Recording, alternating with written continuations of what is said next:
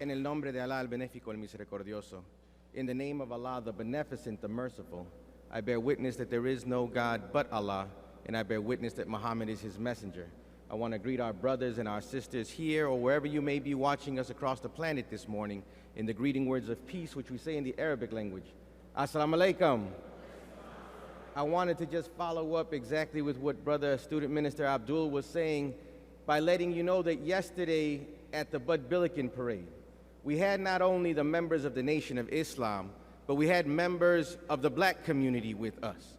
And of great significance that at the biggest black parade in the country, there were also members of the Mexican community marching with the Nation of Islam to seek justice. All praise is due to Allah.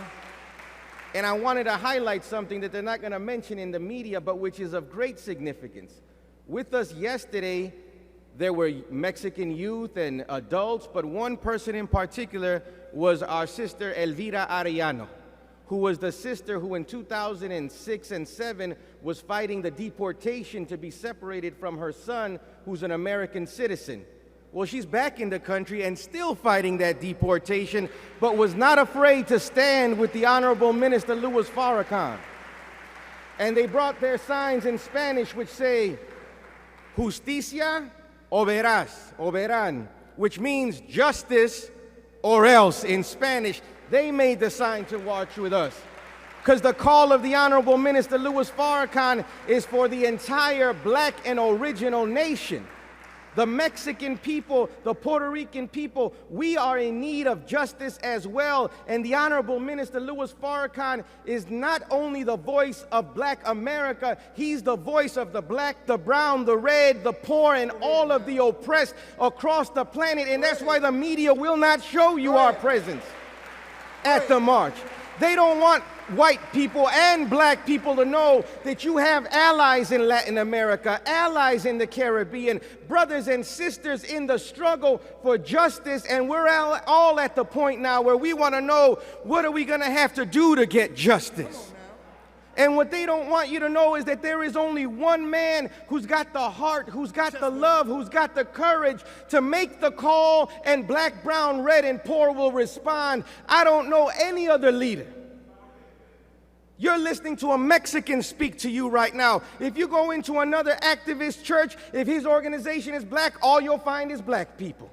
If he's a Mexican activist, all you'll find is other Mexicans in the organization, in the activist circle that he works with. But the Honorable Minister Louis Farrakhan has Mexicans who are his followers, Puerto Ricans that are his followers, people from the Philippines, people from China, people from every walk of life, every ethnicity, because we all seek one thing, and that is justice. And we cannot get that justice except we get the truth. So what you and I are here to receive is not a black teaching. This isn't black theology.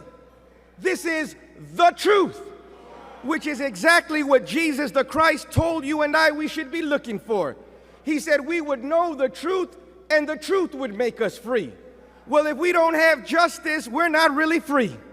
If we don't have justice, we're not really equal.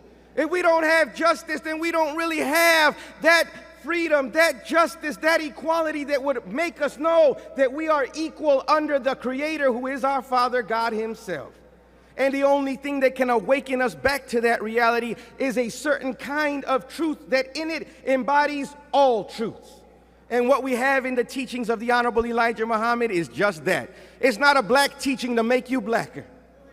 It's not a hate teaching to make you hate others. It's a truthful teaching to make us love ourselves and know other than ourselves so that we could be who we are and treat others as they ought to be treated. Isn't that a beautiful kind of teaching to come under?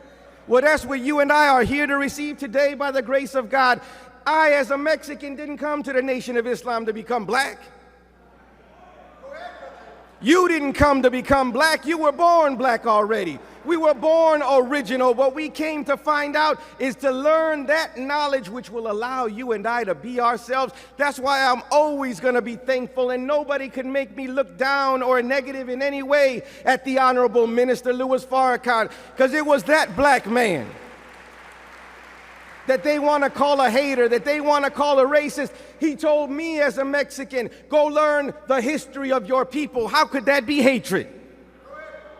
If I developed hatred in that study, it was hatred for those that I learned what they did to my people and how they did it, and I'm justified in my hatred of what they did to us. I'm justified in hating the people that stole Texas and California and New Mexico and Phoenix, Arizona, and stole Colorado. Why would I love them? I'm justified in hating the people that created bloodshed within my own people and made us strangers of one another and made Mexicans on the north of an imaginary border to hate Mexicans on the south of an imaginary border. I'm justified in my hatred of them. I'm justified in hating them for making me not know that I had brothers from Africa, brothers from South America, brothers from the Caribbean. My people didn't teach us that. An enemy taught us that. And we're justified in not thinking too good about them. We shouldn't be ashamed once we know the truth. What we don't want is to hate ourselves. Our hatred of ourselves is unjustified. We have no basis. We're all victims, hating other victims for being victimized by the tyrant, by the oppressor, yet none of our hatred is aimed at our tyrant and oppressor, which is the only commonality we really share. In truth, too, the two common things we have is that we all come from God himself. We're genetically come and coded from the Creator. And the only other common thing we have is we have the same enemy who is the enemy of our Creator. Shouldn't we then unite? Shouldn't we then come together? Well, this truth will allow us to see one another as we are, see our God as he is, and see our enemy clear as the day is. And when we have that knowledge, we can then begin to act as brothers and sisters to one another. And we can begin to be what God created us to be. So we're thankful today, and I'm anxious to hear from student minister Dr. Wesley Muhammad, because we want to know today from the teachings of the Honorable Elijah Muhammad what is going on in the world.